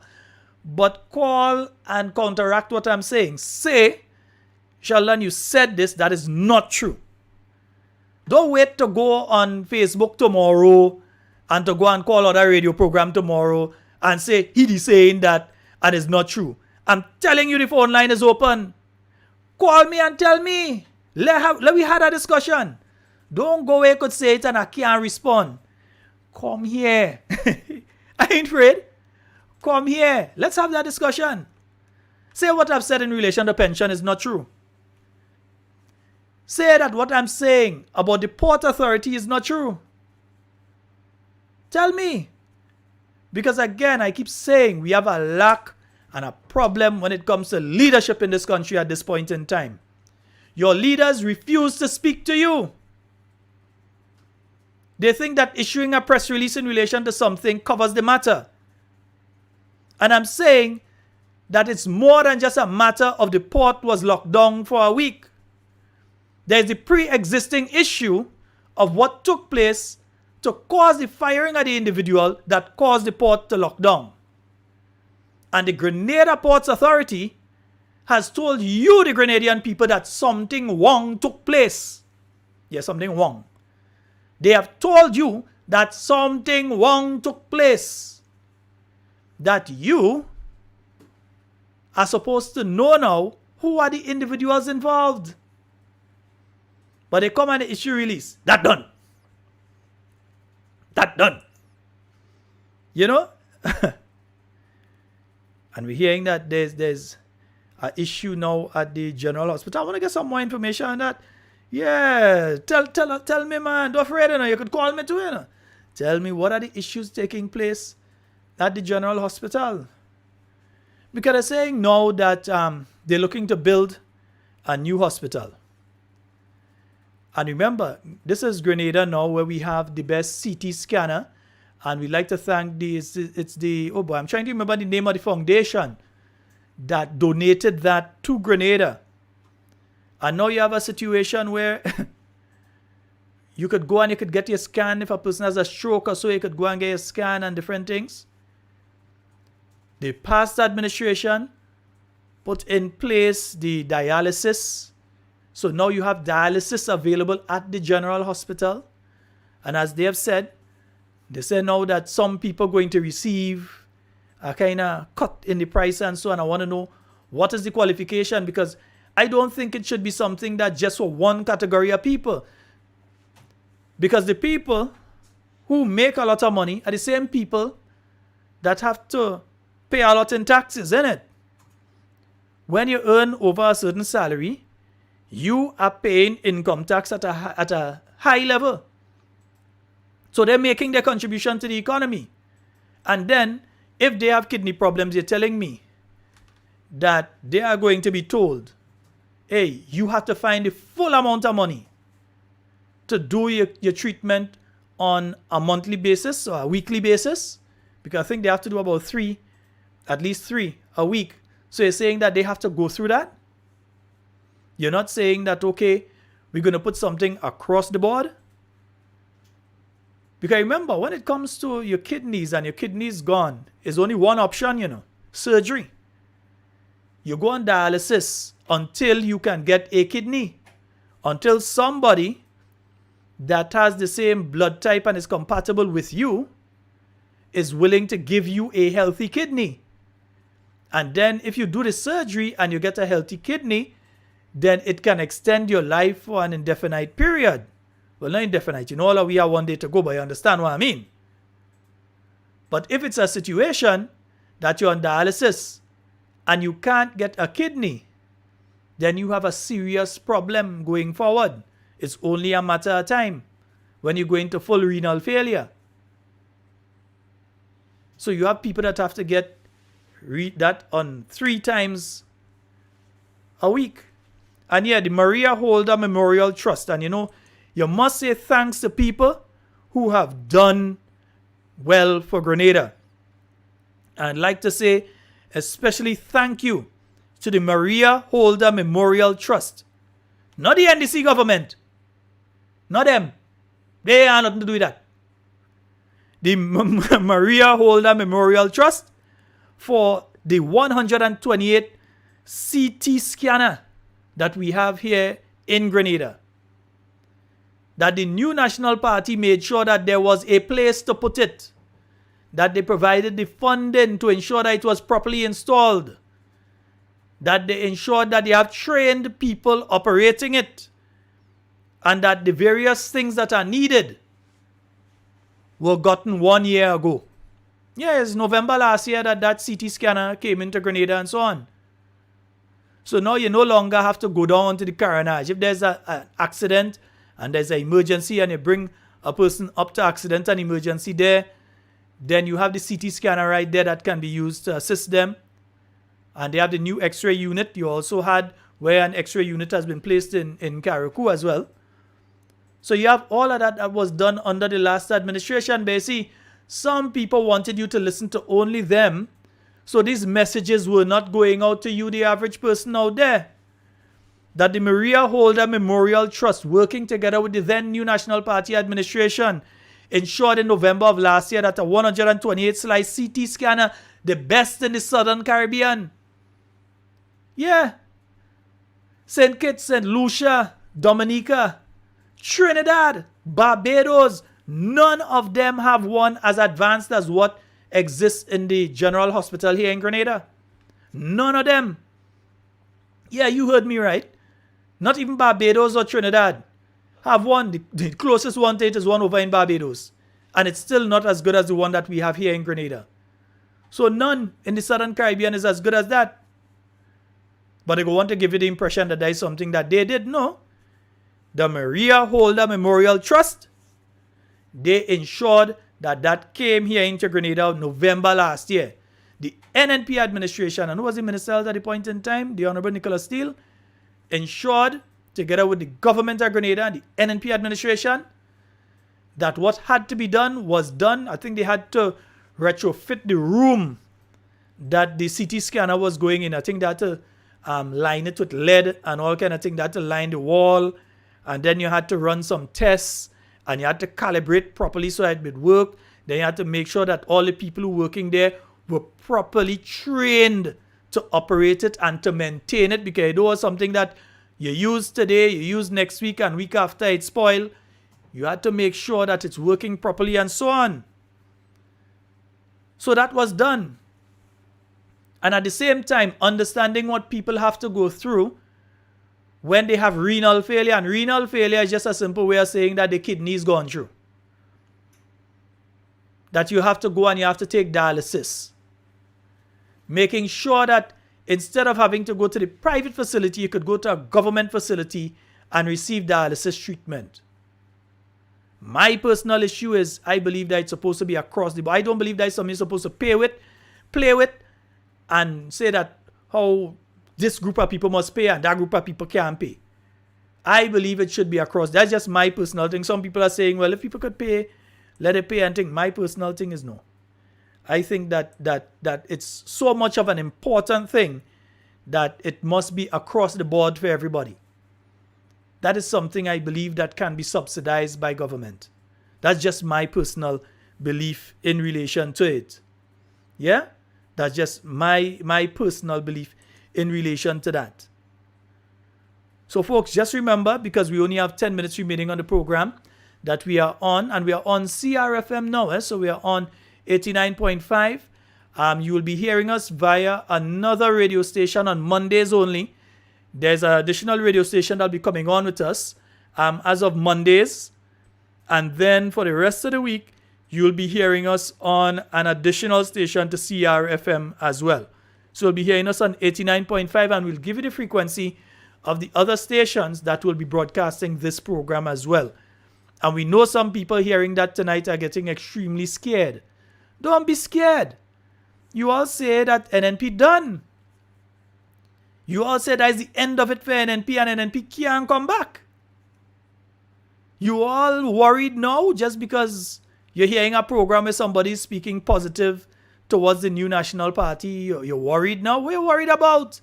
You're not supposed to be worried until there's the big dandapper. Until there's the original front teeth, gold teeth, gun front teeth dandapper. So what are you afraid for? Don't be afraid. Yeah? Do not be afraid. In fact, I'm going to play the tune for all, yeah? Yeah, don't be afraid. And from the mouth of Grenada, only one thing.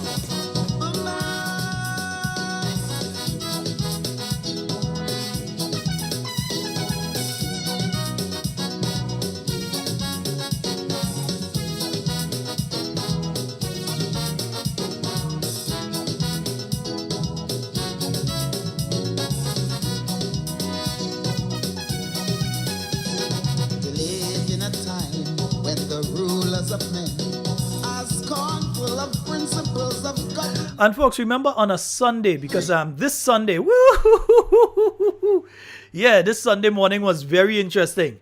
Yeah, I saw literally hundreds of you on listening to Talking Points on Sunday morning. Yeah, we're going to be having a rebroadcast on Sunday morning starting at 10 a.m. We'll be having a rebroadcast, and what you will be hearing would be the highlights of the week's program. So you'll be hearing part from the Monday program, part from the Tuesday, part from the Wednesday, part from the Thursday program. So you'll be hearing bits and pieces of the different programs. And remember, we also have coming up the budget debate, and we're going to ensure that you hear the members of the opposition, because I'll tell you something, and I'm saying it now. Remember tonight, the 21st of November, Sheldon said it here. Remember, don't worry, transition water coming just now. Just remember that when the parliament was opening, let me see if I can get that call. Let me see. Oh, wrong one. I think I hit the wrong one. Yeah, I missed that call. Oh boy. I'm sorry, caller. You'll call back. As I said, I'm having a problem with the screen. So I saw the call just as you were probably hanging up. Yeah. August, I lost my train of thought there. I know I was telling somebody I'd play the transition water for them in a short while. Let me pull the transformation water and see if I could get back my train of thoughts. Everybody will be made permanent. Nobody going home. Take Susu in you. I don't believe in superstition. Something wrong with that transformation. From the 10 boys drink the water. Strange thing happening in Grenada. 3 houses born in Victoria. 2 born in St. David to NAFTA. David Anderson and his brother. We had suicide and murder. Who tell them drink the water? The transformation water. From the time they drink the water, like they put a spell on Grenada. Yes, I was telling you that we're going to ensure that we broadcast the budget debate that's going to be taking place at the House of Representatives. And it's very important that we do that because, you see, when you had the swearing in, there were individuals that made sure that the names of the opposition members of the House of Representatives were not in the booklet. That ain't happened just so. As far as I am concerned, that was willfully done by certain individuals to try and embarrass the opposition. That they made sure that because that document, remember, there's a document that 100 years from now, people are going to look at and say, these were the members of the House of Representatives. And you didn't have the members of the opposition's name in the document. In fact, while the sitting was going on, is when they sent to go and print it over because noise started to make. That is how these individuals think. So don't be surprised that you realize the leader of Her Majesty's opposition is delivering his rebuttal to the budget, and all of a sudden you realize the audio on the microphone gone. I'm telling you all now because I know what they're planning.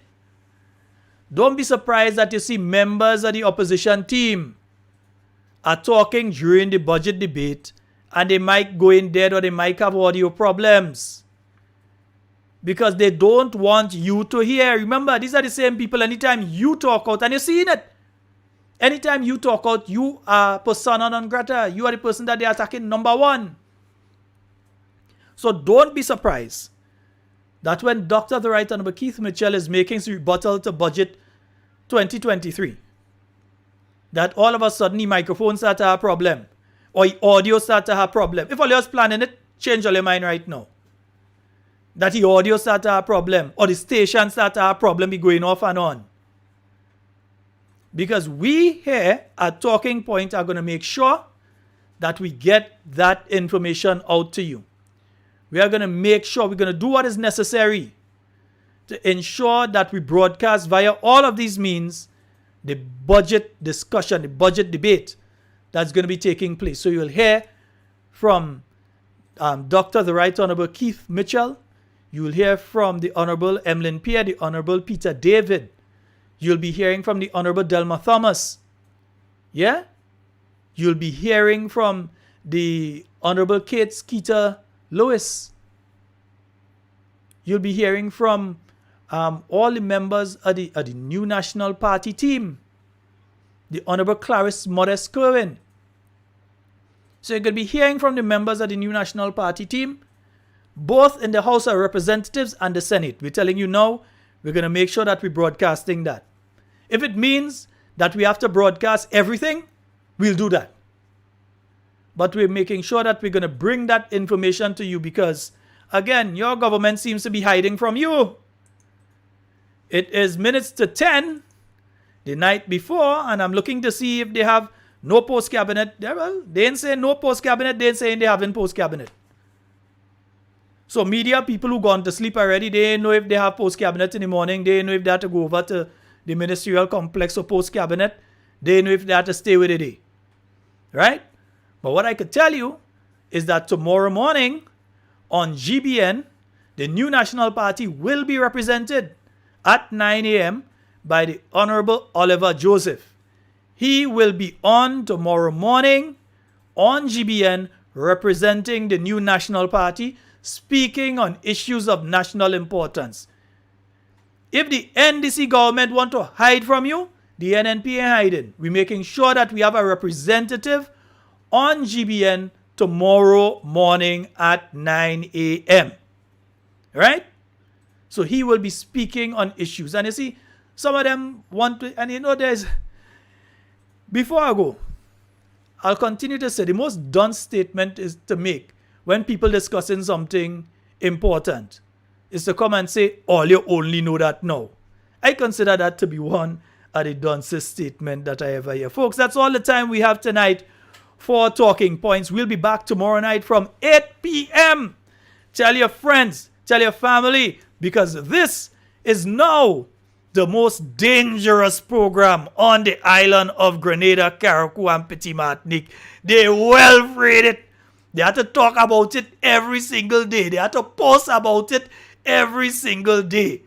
And they can attack the host, but they can't attack what is being said. Folks, I love each and every one of you. A special good night to those of you who are not home, but heading home.